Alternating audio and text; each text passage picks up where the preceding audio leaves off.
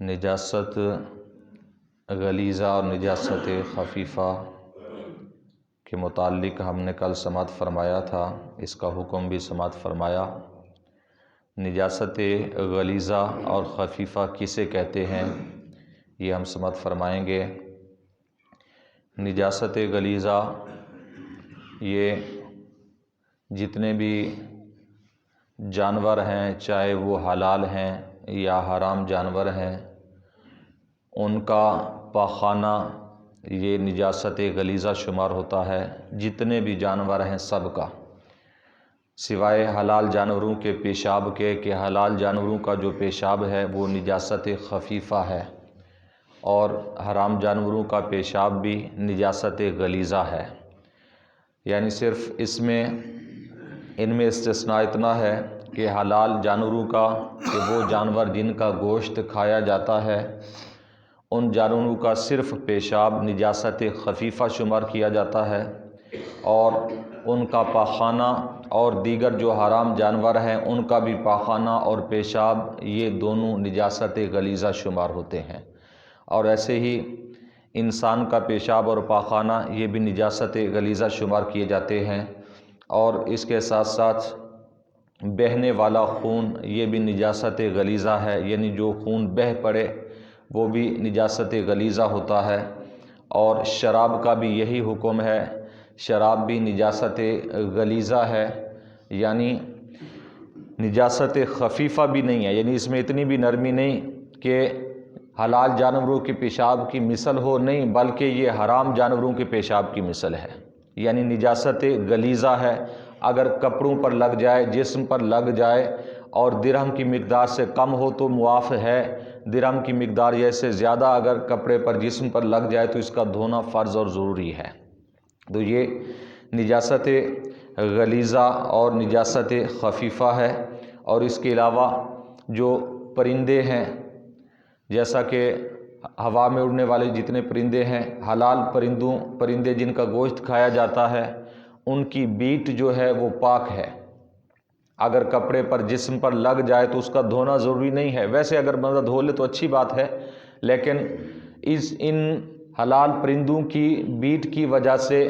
کپڑے یا جسم ناپاک نہیں ہوتا کہ یہ پاک ہیں۔ اور جو حرام پرندے ہیں جن کا گوشت نہیں کھایا جاتا، ان کی بیٹ جو ہے وہ مکروہ ہے، یعنی پھر بھی نجاست شمار نہیں کی جاتی، مکروہ ہے، یعنی اس کے ساتھ اگر کوئی نماز ہم پڑھ لیں، لگی ہے جسم پر یا کپڑے پر، نماز بہرحال کراہت کے ساتھ ہو جائے گی،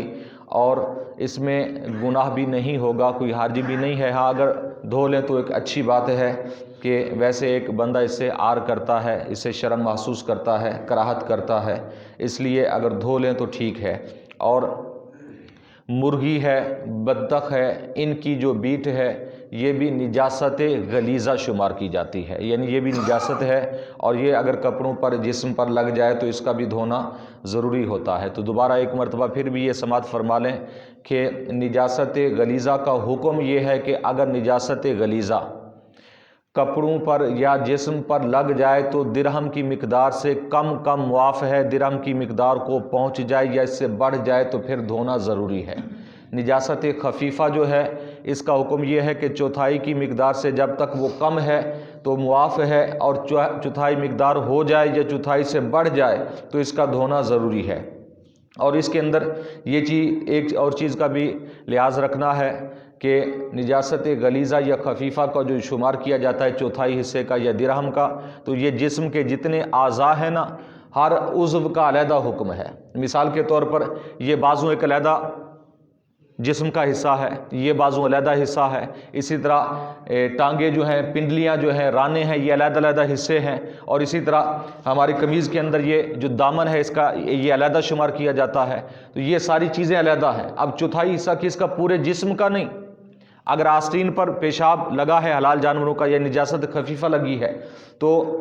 اس کا ہم نصف کریں گے، اور نصف کے بعد چوتھائی کریں گے۔ اگر چوتھائی سے کم ہے، یعنی یہ پوری آستین اگر نجاست خفیفہ سے یعنی حلال جانوروں کے پیشاب سے بھر جائے تو بہرحال معاف ہے، یعنی اس حالت میں ہم نماز پڑھ سکتے ہیں، کوئی حرج یا گناہ والی بات نہیں ہے۔ ہاں اگر چوتھائی حصے سے جیسے بڑھے گی، چوتھائی تک پہنچے گی یا چوتھائی سے بڑھے گی تو پھر اس کا دھونا فرض اور ضروری ہو جائے گا۔ اس سے اگر چوتھائی سے کم ہے تو پھر معاف ہے۔ ہاں اگر ایک ہی پوری آستین پر چھینٹے پڑے ہیں اور اندازہ لگائیں کہ وہ چھینٹے اگر جمع کیے جائیں تو وہ چوتھائی حصے سے کم ہی رہیں گے تو پھر معاف ہے۔ اگر اندازے سے یہ پتہ چلتا ہے کہ اتنے زیادہ چھینٹے پڑے ہیں کہ چوتھائی حصے سے بڑھ جائیں گے تو پھر معاف نہیں ہے، دھونا اس کا لازمی ہے۔ تو ایسے ہی نجاست غلیظہ کا حکم ہے کہ وہ بھی آپ نے ایک ایک عضو کے اندر دیکھنا ہے کہ اگر درہم کی مقدار ہے تو پھر معاف نہیں ہے، اگر درہم سے کم ہے تو پھر وہ معاف ہے، اس کا دھونا ضروری نہیں ہے۔ اور اس کے ساتھ ساتھ حلال جانوروں کا جو گوبر ہے، اسے ہمارے معاشرے کے اندر، کیونکہ پیشاب بھی نجاست ہے لیکن تھوڑی سی اس میں نرمی ہے، حلال جانوروں کا وہ خفیفہ شمار کیا جاتا ہے، تو باقی جو گوبر ہے حلال جانوروں کا وہ بھی نجاست غلیظہ ہے، نجاست غلیظہ ہے۔ آج کل پھر یہ سسٹم چلا ہے کچھ علاقوں کے اندر، پہلے بھی تھا پرانے زمانوں کے اندر لیکن پھر درمیان میں یہ ختم ہو گیا تھا، پھر تقریباً ابھی شروع ہوا ہے کہ جو حلال جانور ہے ان کا گوبر جو ہے وہ خشک کر کے بیچتے بھی ہیں اور خود جلاتے بھی ہیں، تو اس کے اندر احتیاط بہت لازمی ہے۔ یعنی جلانا ناجائز نہیں ہے لیکن اس کے اندر پھر ہاتھوں سے انہیں وہ جو روٹیاں بناتے ہیں پھر خشک کرتے ہیں، خشک کرنے کے بعد پھر چولہے میں جلاتے ہیں، تو ان کا یعنی ایک ذرہ بھی اگر یہ خشک بھی ہو جائے گوبر، ایک ذرہ بھی اگر ہوا کے ساتھ اڑ کے آٹے میں چلا گیا، سالن میں چلا گیا، پانی کی بالٹی میں چلا گیا تو وہ سارے کا سارا نجس ہو جائے گا۔